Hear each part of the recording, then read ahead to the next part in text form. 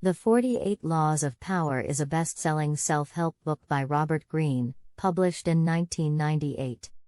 The book is a compilation of historical examples and anecdotes that illustrate each of the 48 laws, which Greene identifies as timeless strategies for gaining and maintaining power.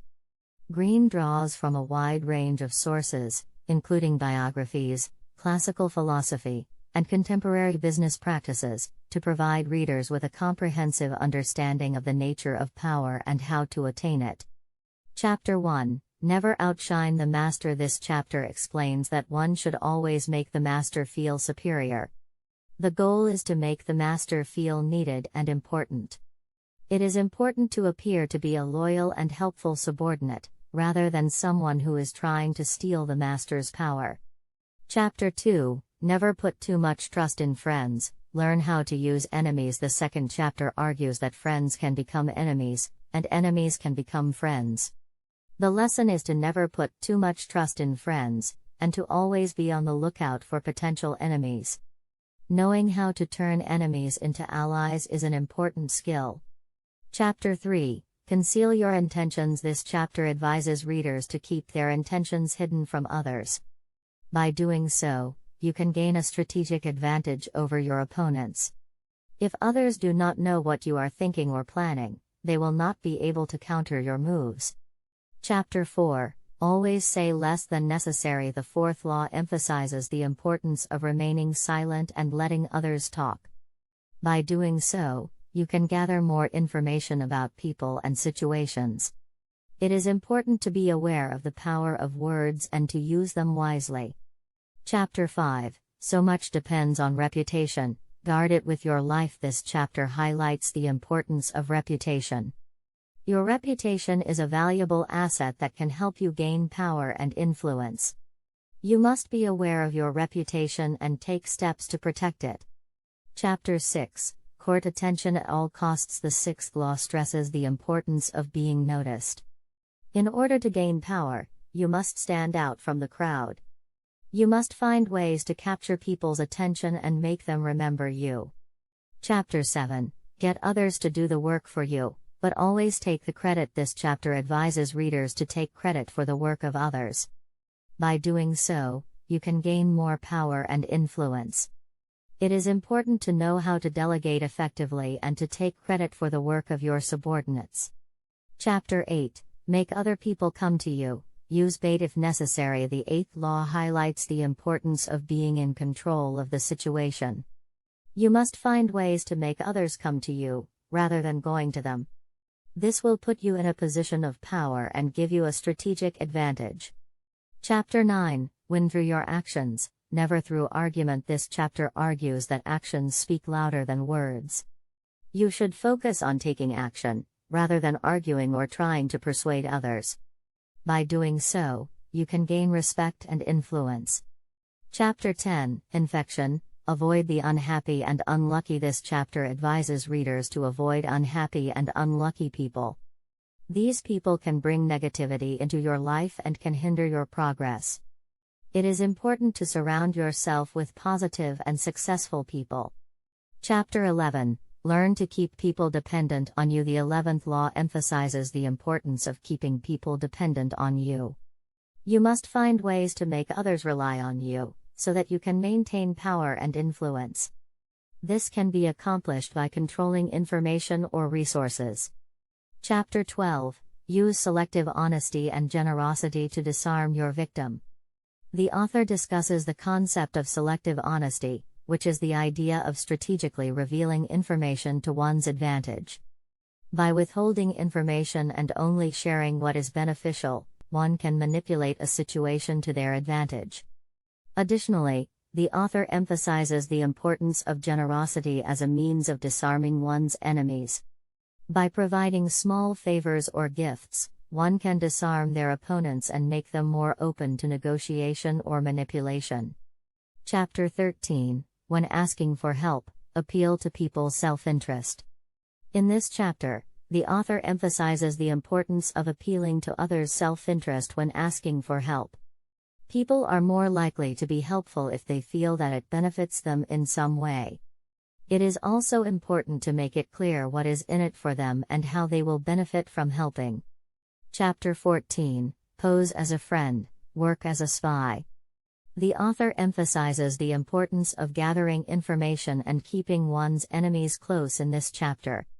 By posing as a friend, one can gain access to information and secrets that can be used to one's advantage. It is important to use caution, however, as being too obvious can backfire and result in the loss of trust and credibility. Chapter 15, Crush Your Enemy Totally. In this chapter, the author discusses the importance of eliminating one's enemies completely. Leaving an enemy alive can lead to future problems, and they may seek revenge or undermine one's success. It is important to strike hard and fast, and to eliminate any chance of retaliation. Chapter 16, Use absence to increase respect and honor. The author discusses the power of absence in this chapter. By making oneself scarce, one can increase their value and perceived importance. This can be done by selectively withdrawing from social situations or by creating a mystique around oneself.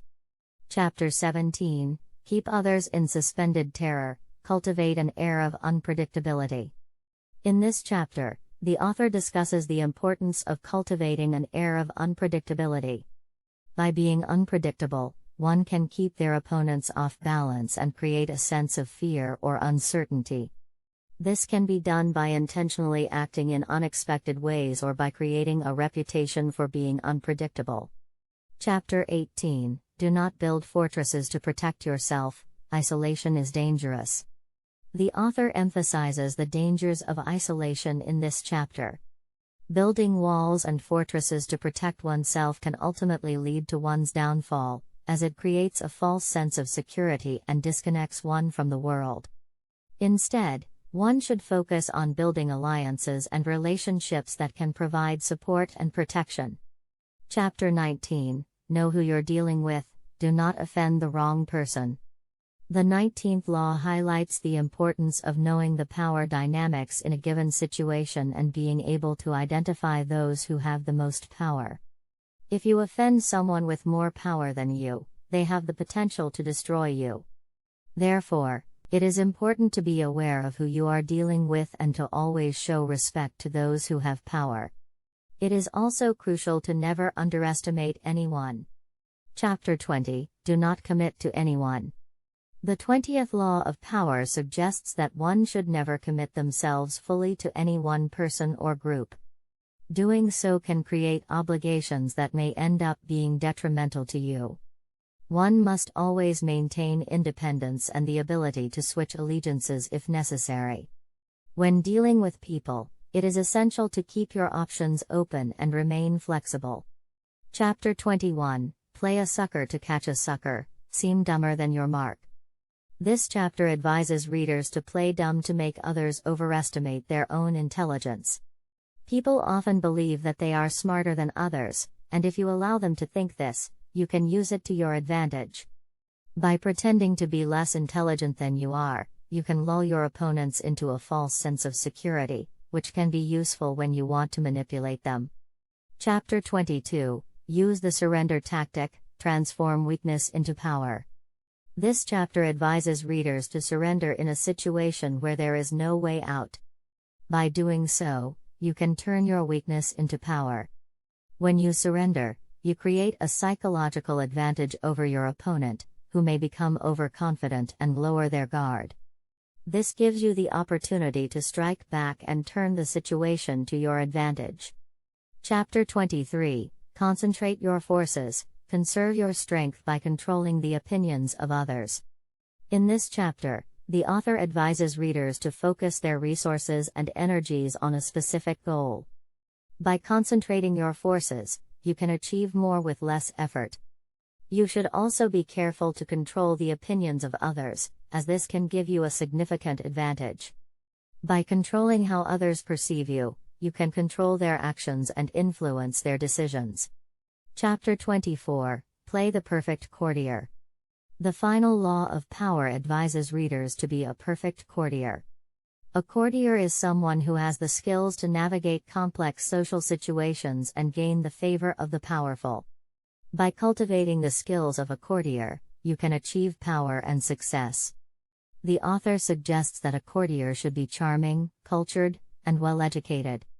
They should also be skilled at flattery and be able to read people well. The 48 Laws of Power is a controversial book that challenges conventional notions of morality and ethics. While some may find the ideas presented in the book manipulative and deceptive, others see it as a guide to success in a competitive world. Whether you agree with the book's principles or not, it is an interesting read that sheds light on the power dynamics of human relationships. By understanding these dynamics, readers can learn to navigate complex social situations with greater confidence and success. If you like this summary, then subscribe to my channel, and if you want to purchase this book, check out the link given in description box. Thanks for watching.